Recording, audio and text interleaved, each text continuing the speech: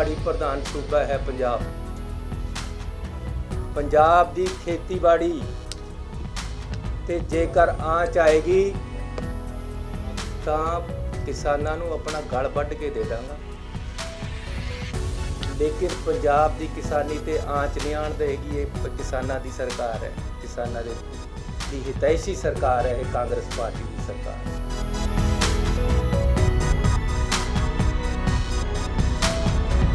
30 ਅਗਸਤ ਤੱਕ ਜਿਹੜੇ ਕਿਸੇ ਦਾ ਵੀ ਗਰੀਬ ਦਾ ਉਹ ਅਸੀਂ ਤੈਅ ਕਰਾਂਗੇ ਅੱਜ ਕੈਬਨਿਟ ਦੇ ਵਿੱਚ ਸਾਡੀ ਹਾਈ ਕਮਾਂਡ ਦੇ ਅਨੁਸਾਰ, ਲੇਕਿਨ ਉਹਨਾਂ ਦੇ ਬਿੱਲ ਦੁਬਾਰੇ ਚਲਾ ਕੇ ਹਿਸਾਬ ਕਿਤਾਬ ਬਰਾਬਰ ਕਰ ਦੇਣਾ, ਬਿੱਲ ਪਾੜ ਦੇਣੇ।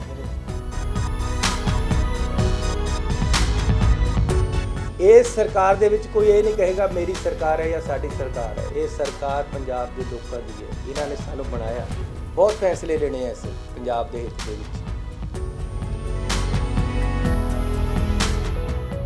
ਹਾਈ ਕਮਾਂਡ ਨੇ 18 ਮੁੱਦੇ ਦਿੱਤੇ ਹੈ, ਉਹ ਇੱਕ ਇੱਕ ਕਰਕੇ ਹੁਣੇ ਪੂਰੇ ਹੋਣਗੇ।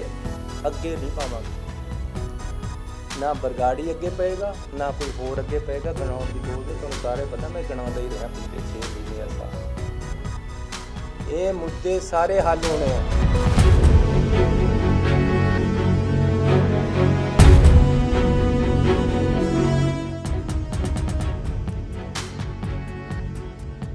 ਚਰਨਜੀਤ ਚੰਨੀ ਵਾਲੇ ਪਾਸੇ ਨੂੰ ਚੱਲਦੇ ਆ, ਕਿਉਂਕਿ ਦਰਅਸਲ ਵੱਡੀ ਖਬਰ ਹੈ।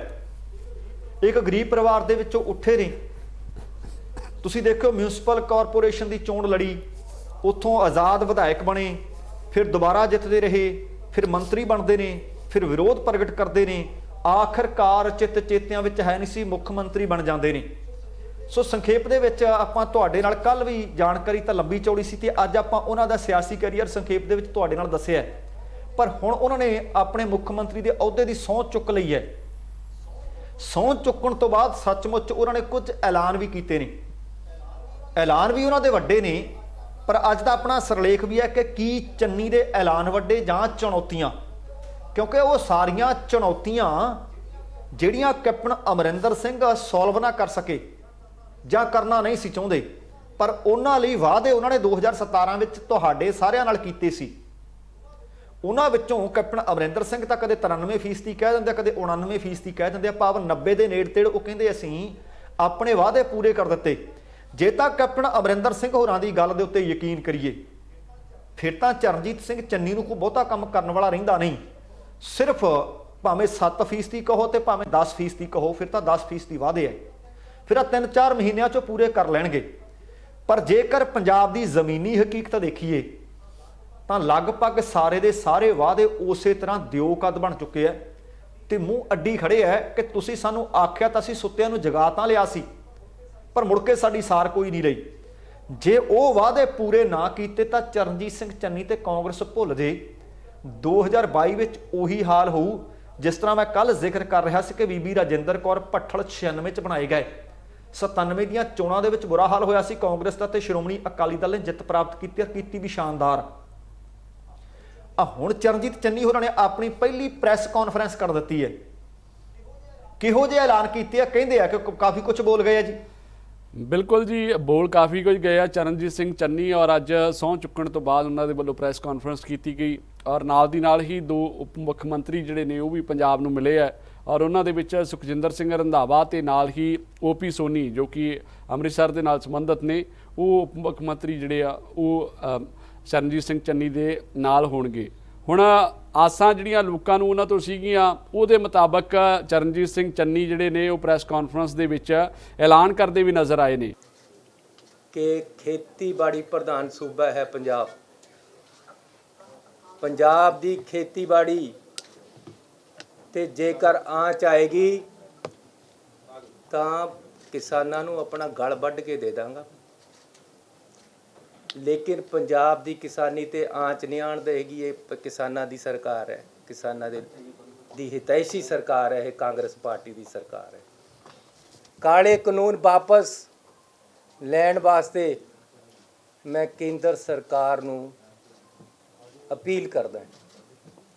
ਇਹ ਕਿਸਾਨੀ ਡੁੱਬੇਗੀ ਤਾਂ ਪੰਜਾਬ ਡੁੱਬ ਜਾਏਗਾ, ਕਿਸਾਨੀ ਡੁੱਬੇਗੀ ਤਾਂ ਹਿੰਦੁਸਤਾਨ ਡੁੱਬ ਜਾਏਗਾ।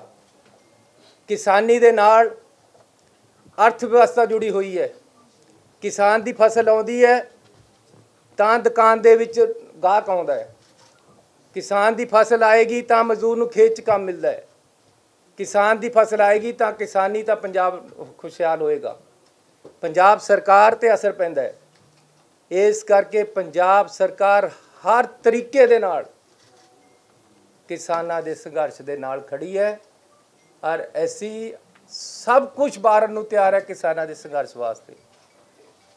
ਲੇਕਿਨ ਪੰਜਾਬ ਦੇ ਕਿਸਾਨ ਨੂੰ ਕਮਜ਼ੋਰ ਨਹੀਂ ਹੋਣ ਦੇਵਾਂਗੇ। ਅਸੀਂ ਹਰ ਤਰੀਕੇ ਨਾਲ ਸਮਰਥਨ ਕਰਦੇ ਹਾਂ ਕਿਸਾਨ ਸੰਘਰਸ਼ ਦਾ ਤੇ ਅਪੀਲ ਕਰਦੇ ਹਾਂ ਕਿ ਇਹਨਾਂ ਨੂੰ ਵਾਪਸ ਲਿਆ ਜਾਵੇ ਜਿਹੜੇ ਕਾਲੇ ਕਾਨੂੰਨ ਹੈ ਤੇ ਅਸੀਂ ਇਹਦੇ ਵਿੱਚ 100% ਨੇਕ ਨੀਤੀ ਦੇ ਨਾਲ ਬਿਨਾਂ ਕਿਸੇ ਬਲਛੜ ਰੱਖੇ ਬਿਨਾਂ ਕਿਸੇ ਅਹੁਦੇ ਦਾ ਲਾਲਚ ਕਰੇ ਕਿਸਾਨਾਂ ਦੇ ਨਾਲ ਖੜਾ। ਅਗਲੀ ਮੇਰੀ ਬੇਨਤੀ ਇਹ ਹੈ ਕਿ ਮੈਂ ਨਹੀਂ ਸੁਣਨਾ ਤੇ ਨਾ ਮੇਰੀ ਹਾਈ ਕਮਾਂਡ ਤੇ ਮੇਰੇ ਲੀਡਰ ਸੁਣਨਾ ਚਾਹੁੰਦੇ ਆ, ਨਾ ਮੇਰੇ ਐਮਐਲਏ ਸੁਣਨਾ ਚਾਹੁੰਦੇ ਕਿ ਪੰਜਾਬ ਦੇ ਵਿੱਚ ਕੋਈ ਰੇਤਾ ਮਾਫੀਆ ਵੀ ਹੈਗਾ। ਅੱਜ ਹੀ ਇਹਦਾ ਫੈਸਲਾ ਕਰ ਦਾਂਗੇ ਕੈਬਨਿਟ ਦੇ ਵਿੱਚ।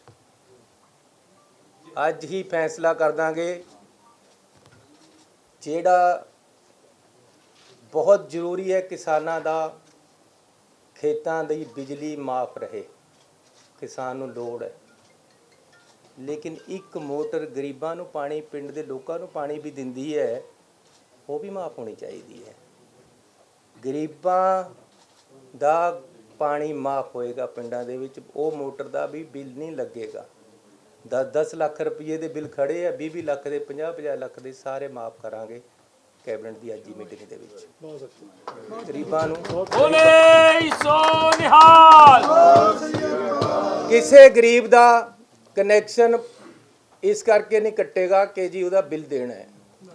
ਜਿਹਦੇ ਪਿਛਲੇ 5 ਸਾਲਾਂ ਦੇ ਵਿੱਚ ਜਾਂ 10 ਸਾਲਾਂ ਦੇ ਵਿੱਚ ਕਿਸੇ ਦਾ ਕਨੈਕਸ਼ਨ ਕੱਟਿਆ ਗਿਆ ਕਿ ਇਹਦਾ ਬਿੱਲ ਰਹਿੰਦਾ ਹੈ, ਉਹ ਸਾਰੇ ਬਿੱਲ ਮਾਫ ਕਰਕੇ ਉਹਦਾ ਕਨੈਕਸ਼ਨ ਲੱਗੇਗਾ। ਗਰੀਬ 31 ਅਗਸਤ ਤੱਕ ਜਿਹੜੇ ਕਿਸੇ ਦਾ ਵੀ ਗਰੀਬ ਦਾ ਉਹ ਅਸੀਂ ਤੈਅ ਕਰਾਂਗੇ ਅੱਜ ਕੈਬਨਿਟ ਦੇ ਵਿੱਚ ਸਾਡੀ ਹਾਈ ਕਮਾਂਡ ਦੇ ਅਨੁਸਾਰ। ਲੇਕਿਨ ਉਹਨਾਂ ਦੇ ਬਿੱਲ ਦੁਬਾਰੇ ਚਲਾ ਕੇ ਹਿਸਾਬ ਕਿਤਾਬ ਬਰਾਬਰ ਕਰ ਦੇਣਾ, ਬਿੱਲ ਪਾੜ ਦੇਣੇ, ਅੱਗੇ ਨੂੰ ਬਿੱਲ ਨਹੀਂ ਆਣਾ। ਤੇ ਨਾਲ ਨਾਲ ਪਾਣੀ ਮਾਫ, ਬਿਜਲੀ ਦੀ ਮੈਂ ਗੱਲ ਕਰ ਲਈ ਹੈ। ਸ਼ਹਿਰਾਂ ਦੇ ਵਿੱਚ ਵਾਟਰ ਸਪਲਾਈ ਤੇ ਸੀਵਰੇਜ 200 ਗਜ ਤੱਕ ਦੇ ਜਾਂ 150 ਗਜ ਤੱਕ ਦੇ ਅੱਜ ਜਿਵੇਂ ਫੈਸਲਾ ਹੋਏਗਾ ਉਹਨਾਂ ਤੋਂ ਨਹੀਂ ਲਿੱਤਾ ਜਾਏਗਾ। ਇਹ ਆਮ ਆਦਮੀ ਦੀ ਸਰਕਾਰ ਹੈ। ਆਮ ਆਦਮੀ ਦੀਆਂ ਗੱਲਾਂ ਕਰਨੀਆਂ ਸੌਖੀਆਂ ਲੇਕਿਨ ਅਸੀਂ ਉਹਨਾਂ ਦੇ ਨਾਲ ਖੜਨਾ ਹੈ। ਇਹ ਪਬਲਿਕ ਲੋਕਾਂ ਦੀ ਇਹ ਸਰਕਾਰ ਹੈ, ਪੰਜਾਬ ਦੇ ਲੋਕਾਂ ਦੀ। ਇਸ ਸਰਕਾਰ ਦੇ ਵਿੱਚ ਕੋਈ ਇਹ ਨਹੀਂ ਕਹੇਗਾ ਮੇਰੀ ਸਰਕਾਰ ਹੈ ਜਾਂ ਸਾਡੀ ਸਰਕਾਰ ਹੈ। ਇਹ ਸਰਕਾਰ ਪੰਜਾਬ ਦੇ ਲੋਕਾਂ ਦੀ ਹੈ। ਇਹਨਾਂ ਨੇ ਸਾਨੂੰ ਬਣਾਇਆ। ਬਹੁਤ ਫੈਸਲੇ ਲੈਣੇ ਆ ਅਸੀਂ ਪੰਜਾਬ ਦੇ ਹਿੱਤ ਦੇ ਵਿੱਚ। ਕੈਪਟਨ ਅਮਰਿੰਦਰ ਸਿੰਘ ਜੀ ਨੇ ਬਹੁਤ ਅੱਛਾ ਕੰਮ ਕੀਤਾ। ਉਹਨਾਂ ਨੂੰ ਪਾਣੀ ਦੇ ਰਾਖੇ ਵੀ ਕਿਹਾ ਗਿਆ ਹੈ। ਲੋਕਾਂ ਨੇ ਉਹਨਾਂ ਨੂੰ ਹਰਮਨ ਪਿਆਰਤਾ ਵੀ ਦਿੱਤੀ ਹੈ। ਸਾਡੀ ਪਾਰਟੀ ਦੇ ਲੀਡਰ ਹੈ। ਜੋ ਕੰਮ ਅਜੇ ਟਾਈਮ ਬਚਦਾ ਸੀ ਅਧੂਰੇ ਰਹਿ ਗਏ ਹੈ, ਐਸੀ ਕਰਾਂਗੇ। ਜਿਹੜੀ ਗੱਲ ਐਸੀ ਕਹੀ ਹੈ ਕਿ ਆਹ ਮੁੱਦੇ ਰਹਿੰਦੇ ਹੈ, ਹਾਈ ਕਮਾਂਡ ਨੇ 18 ਮੁੱਦੇ ਦਿੱਤੇ ਹੈ, ਉਹ ਇੱਕ ਇੱਕ ਕਰਕੇ ਹੁਣੇ ਪੂਰੇ ਹੋਣਗੇ। ਅੱਗੇ ਨਹੀਂ ਪਾਵਾਂਗੇ, ਨਾ ਬਰਗਾੜੀ ਅੱਗੇ ਪਏਗਾ ਨਾ ਕੋਈ ਹੋਰ ਅੱਗੇ ਪਏਗਾ। ਗਣਾਉਣ ਦੀ ਲੋੜ ਨਹੀਂ, ਤੁਹਾਨੂੰ ਸਾਰੇ ਪਤਾ ਮੈਂ ਗਣਾਉਂਦਾ ਹੀ ਰਿਹਾ ਪਿਛਲੇ 6 ਮਹੀਨੇ ਜਾਂ ਸਾਲ। ਇਹ ਮੁੱਦੇ ਸਾਰੇ ਹੱਲ ਹੋਣੇ ਹੈ। ਕਿਸੇ ਨਾਲ ਦਰੈਂਤ ਨਹੀਂ ਹੋਣੀ ਇਸ ਸਰਕਾਰ ਵੱਲੋਂ। ਕੋਈ ਵਿੰਡਾਟਾ ਕਿਸੇ ਨਾਲ ਨਹੀਂ, ਕਿਸੇ ਨਾਲ ਲੜਾਈ ਨਹੀਂ। ਲੇਕਿਨ ਗੁਰੂ ਵਾਸਤੇ ਸਾਰਾ ਕੁਝ ਹਾਜ਼ਰ ਹੈ। ਸੰਵਿਧਾਨ ਦੇ ਅੰਦਰ ਹੀ ਹੋਏਗਾ ਸਭ ਕੁਝ। ਕੁਝ ਵੀ ਕਿਸੇ ਨਾਲ ਕੋਈ ਗਲਤ ਨਹੀਂ ਹੋਏਗਾ। ਇਹ ਮੈਂ ਤੁਹਾਨੂੰ ਅੱਜ ਗਰੰਟੀ ਦੇਣਾ ਚਾਹੁੰਦਾ ਪੰਜਾਬ ਦੇ ਲੋਕਾਂ ਨੂੰ। ਕਿਸੇ ਦਾ ਇੱਕ ਵੀ ਬੰਦਾ ਮੇਰੇ ਜਦ ਤੱਕ ਇਹ ਸਰਕਾਰ ਬੈਠੀ ਹੈ ਲੋਕਾਂ ਦੀ, ਨਜਾਇਜ਼ ਥਾਣੇ 'ਚ ਨਹੀਂ ਜਾਏਗਾ। ਪਾਰਦਰਸ਼ੀ ਸਰਕਾਰ ਦਿੱਤੀ ਜਾਏਗੀ। ਕੋਈ ਥਾਣੇਦਾਰ ਮੁਨਸ਼ੀ ਕਿਸੇ ਬੰਦੇ ਨੂੰ ਨਜਾਇਜ਼ ਤੰਗ ਨਹੀਂ ਕਰੇਗਾ। ਸਾਰਿਆਂ ਨੂੰ ਇਨਸਾਫ ਮਿਲੇਗਾ। ਦੋਸ਼ੀ ਅੰਦਰ ਜਾਣਗੇ, ਚਾਹੇ ਉਹ ਕੋਈ ਵੀ ਹੋਵੇ, ਚਾਹੇ ਕਿਸ ਦਾ ਵੱਡਾ ਹੋਵੇ ਚਾਹੇ ਛੋਟਾ ਹੋਵੇ, ਕਿਸੇ ਸਭ ਵਾਸਤੇ ਕਾਨੂੰਨ ਇੱਕ। ਇਹ ਨਹੀਂ ਹੈ ਕਿ ਜੀ ਵੱਡਾ ਆਇਆ ਤਾਂ ਸਾਰਾ ਕੁਝ ਠੀਕ ਹੈ।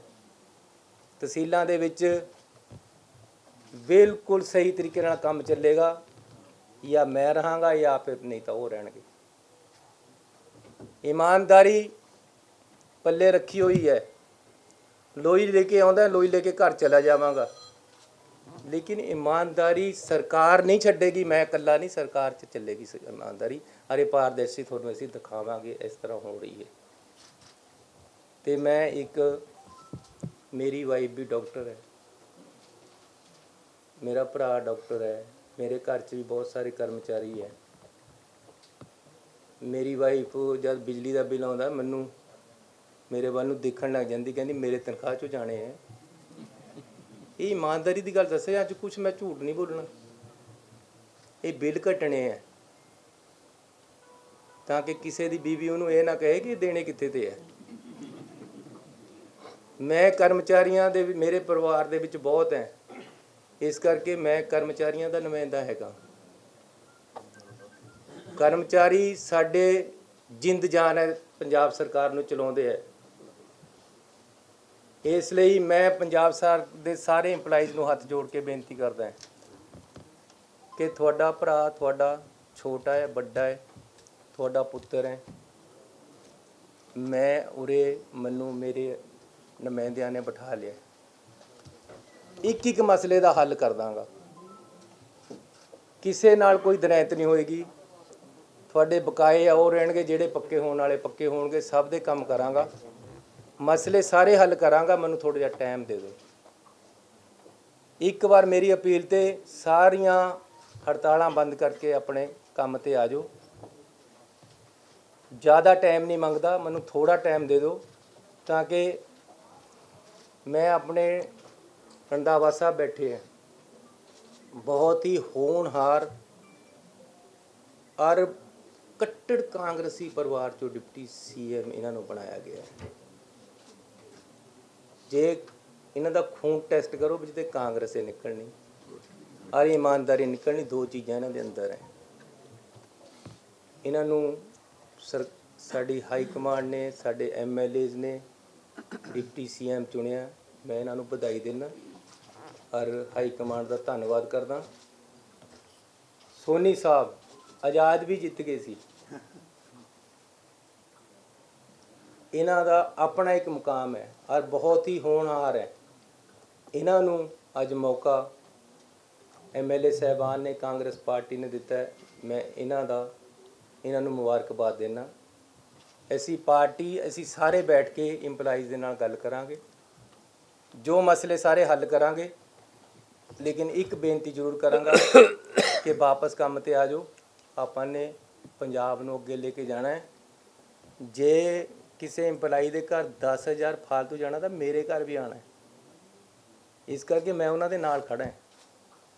मेरे घर वो आ गए आ पिछे म्यूनसिपल कमेटी के मुलाजमां का झगड़ा सीगा, मैं नाल खड़ गया। मैं क्या इन्होंने पक्के करो। होर आए सी पानी वाले, मैं क्या पक्के करो इन्होंने। मैं उन्होंने नाल खड़ा, अज तो नहीं पहला तो खड़ा है।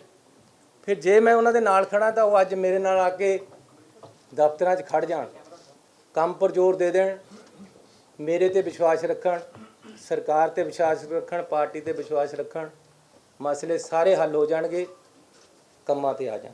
ਉਹਨਾਂ ਨੇ ਕਿਹਾ ਕਿ ਜਲਦੀ ਹੀ ਫੈਸਲੇ ਜਿਹੜੇ ਨੇ ਉਹ ਸਖਤ ਲਏ ਜਾਣਗੇ ਔਰ ਕਾਫੀ ਚੀਜ਼ਾਂ ਅੱਜ ਜਿਹੜੀਆਂ ਉਹਨਾਂ ਨੇ ਬਿਆਨ ਕੀਤੀਆਂ ਨੇ। ਆਪਾਂ ਬੀਤੇ ਦਿਨ ਜ਼ਿਕਰ ਕਰ ਰਹੇ ਸੀਗੇ, ਤੁਸੀਂ ਮੈਨੂੰ ਸਵਾਲ ਪੁੱਛਿਆ ਸੀ ਕਿ ਕੀ ਚਰਨਜੀਤ ਸਿੰਘ ਚੰਨੀ, ਕਿਉਂਕਿ ਪਿੱਛੇ ਜੇ ਕੁਝ ਵੀਡੀਓ ਵਾਇਰਲ ਹੋਈਆਂ, ਕੁਝ ਉਸ ਤਰ੍ਹਾਂ ਦੇ ਬਿਆਨ ਆਉਂਦੇ ਰਹੇ, ਕੁਝ ਉਸ ਤਰ੍ਹਾਂ ਦੇ ਇਲਜ਼ਾਮ ਉਹਨਾਂ ਤੇ ਲੱਗਦੇ ਰਹੇ, ਜਿਨ੍ਹਾਂ ਤੋਂ ਇਹ ਲੱਗਦਾ ਸੀਗਾ ਕਿ ਸ਼ਾਇਦ ਉਹ ਇਸ ਅਹੁਦੇ ਦੇ ਉੱਤੇ ਕਾਬਜ਼ ਹੋ ਕੇ ਕੁਝ ਖਾਸ ਕਰ ਨਹੀਂ ਪਾਉਣਗੇ। पर तुसी सवाल किया कि की लगता चरणजीत सिंह चन्नी जिहड़े ने वो हत्थ दे विच हुण पावर आ गई है तो शायद पंजाब दे लई कुछ करनगे।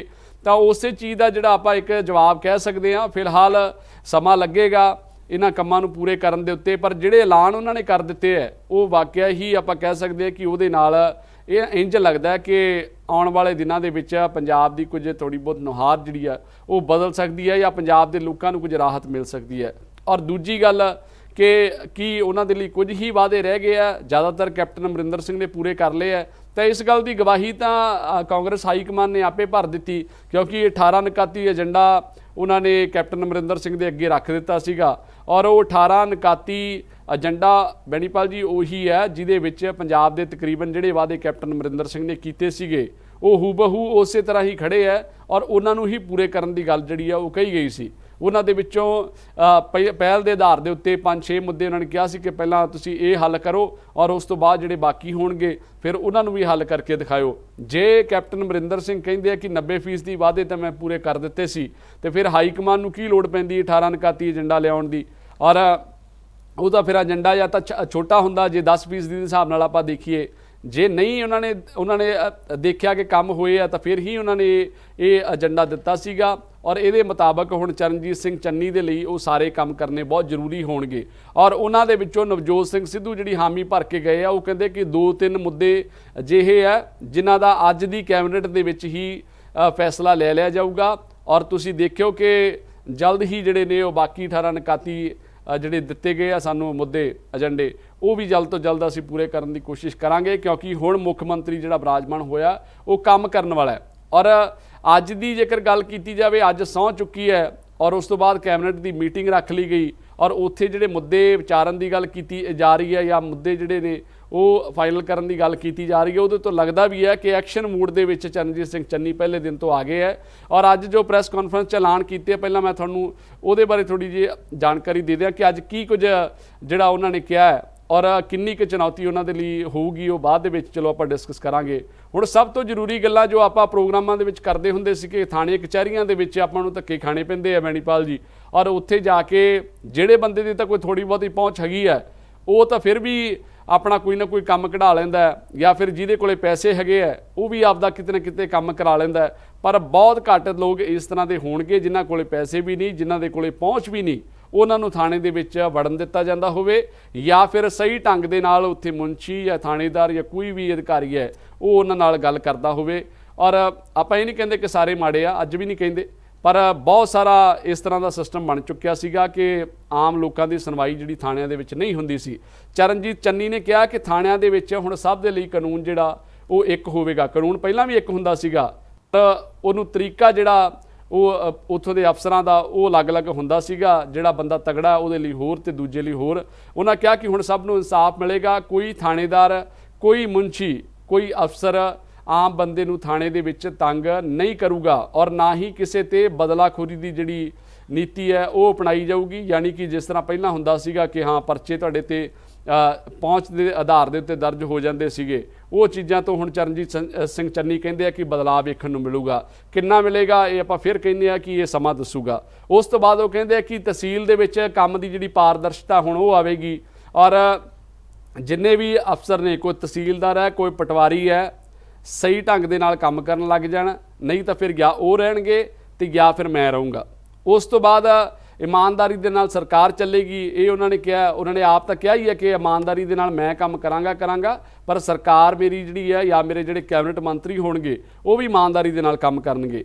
ਫਿਰ ਬਿਜਲੀ ਦੇ ਬਿੱਲ ਦੀ ਗੱਲ ਆ ਜਾਂਦੀ ਹੈ। ਉਹ ਕਹਿੰਦੇ ਕਿ ਜਦੋਂ ਬਿਜਲੀ ਦਾ ਬਿੱਲ ਆਉਂਦਾ ਹੈ ਤਾਂ ਮੇਰੀ ਘਰਵਾਲੀ ਵੀ ਮੈਨੂੰ ਵੇਖਣ ਲੱਗ ਜਾਂਦੀ ਹੈ ਕਿ ਇਹ ਭਰਨੇ ਤਾਂ ਮੈਨੂੰ ਪੈਣੇ ਆ, ਮੇਰੇ ਖਾਤੇ ਦੇ ਵਿੱਚੋਂ ਜਿਹੜਾ ਉਹ ਬਿੱਲ ਜਾਣਾ ਆ। ਤੇ ਫਿਰ ਕੌੜੀਆਂ ਨਿਗਾਹਾਂ ਦੇ ਨਾਲ ਵੇਖਿਆ ਜਾਂਦਾ ਔਰ ਸਾਰਿਆਂ ਦਾ ਹੀ ਦਿਲ ਧੱਕ ਧੱਕ ਕਰਦਾ। ਉਹ ਸਾਰੇ ਹੀ ਆਪਾਂ ਕਹਿ ਸਕਦੇ ਹਾਂ ਪਰਿਵਾਰਾਂ ਦੀ ਗੱਲ ਕਰ ਰਹੇ ਸੀਗੇ। ਪੰਜਾਬ ਦੇ ਵਿੱਚ ਕਿਸੇ ਵੀ ਪਰਿਵਾਰ ਨੂੰ ਪੁੱਛ ਲਓ, ਜਦੋਂ ਬਿਜਲੀ ਦਾ ਬਿੱਲ ਆਉਂਦਾ ਤਾਂ ਹਰੇਕ ਕੋਈ ਇੱਕ ਦੂਜੇ ਨੂੰ ਪੁੱਛਦਾ ਹੁੰਦਾ ਕਿ ਭਾਈ ਤੇਰਾ ਕਿੰਨਾ ਆਇਆ, ਕਿਉਂਕਿ ਹਜ਼ਾਰਾਂ ਦੇ ਵਿੱਚ ਗਿਣਤੀ ਹੁੰਦੀ ਹੈ। ਫਿਰ ਭਰਨਾ ਵੀ ਹੈ, ਆਪਣੀਆਂ ਤਨਖਾਹਾਂ ਦੇ ਵਿੱਚੋਂ ਕਟਾਉਣੇ ਵੀ ਹੈ ਜਾਂ ਹੋਰ ਜਿਹੜਾ ਆਮਦਨੀ ਦਾ ਸਾਧਨ ਹੈ ਉਹਦੇ ਵਿੱਚੋਂ ਉਹ ਬਿੱਲ ਦਾ ਹਿੱਸਾ ਭਰ ਕੇ ਆਉਣਾ। ਔਰ ਉਹ ਹਜ਼ਾਰਾਂ ਦੇ ਵਿੱਚ ਹੋਣ ਕਰਕੇ ਫਿਰ ਫਿਕਰ ਵੀ ਪੈਂਦੀ ਹੈ ਮਹੀਨੇ ਬਾਅਦ ਕਿ 2 ਮਹੀਨਿਆਂ ਬਾਅਦ ਕਿ ਇਹਨਾਂ ਬਿੱਲ ਸਾਨੂੰ ਇਸ ਵਾਰ ਜਿਹੜਾ ਉਹ ਭਰਨਾ ਪਊਗਾ। ਉਹਨਾਂ ਨੇ ਕਿਹਾ ਕਿ ਉਹਦੇ ਵਿੱਚ ਵੀ ਰਾਹਤ ਮਿਲੇਗੀ। ਫਿਰ ਰੇਤੇ ਦੀ ਗੱਲ ਆ ਜਾਂਦੀ ਹੈ। ਉਹ ਕਹਿੰਦੇ ਕਿ ਰੇਤ ਮਾਫੀਆ ਵਾਲੇ ਮੇਰੇ ਲਾਗੇ ਨਾ ਲੱਗਣ, ਰੇਤ ਮਾਫੀਆ ਵਾਲੇ ਹੁਣ ਜਿਹੜੇ ਆ ਉਹ ਆਪਣਾ ਕਿਨਾਰਾ ਕਰ ਲੈਣ, ਕਿਉਂਕਿ ਉਹਨਾਂ ਦੇ ਉੱਤੇ ਵੀ ਜਿਹੜੀ ਆ ਉਹ ਕਾਰਵਾਈ ਹੋਵੇਗੀ। ਇਸ ਤੋਂ ਇਲਾਵਾ ਹੋਰ ਵੀ ਜਿੰਨਾ ਮਾਫੀਆ ਆ ਉਹ ਵੀ ਕਿਨਾਰਾ ਕਰ ਲਵੇ, ਉਹ ਵੀ ਸੁਧਰ ਜਾਵੇ ਔਰ ਨਾਲ ਦੀ ਨਾਲ ਅਫਸਰਸ਼ਾਹੀ ਨੂੰ ਵੀ ਕਿਤੇ ਨਾ ਕਿਤੇ ਉਹਨਾਂ ਨੇ ਚੇਤਾਵਨੀ ਜਿਹੜੀ ਆ ਉਹ ਸਿੱਧੇ ਸ਼ਬਦਾਂ ਦੇ ਵਿੱਚ ਦੇ ਦਿੱਤੀ ਹੈ।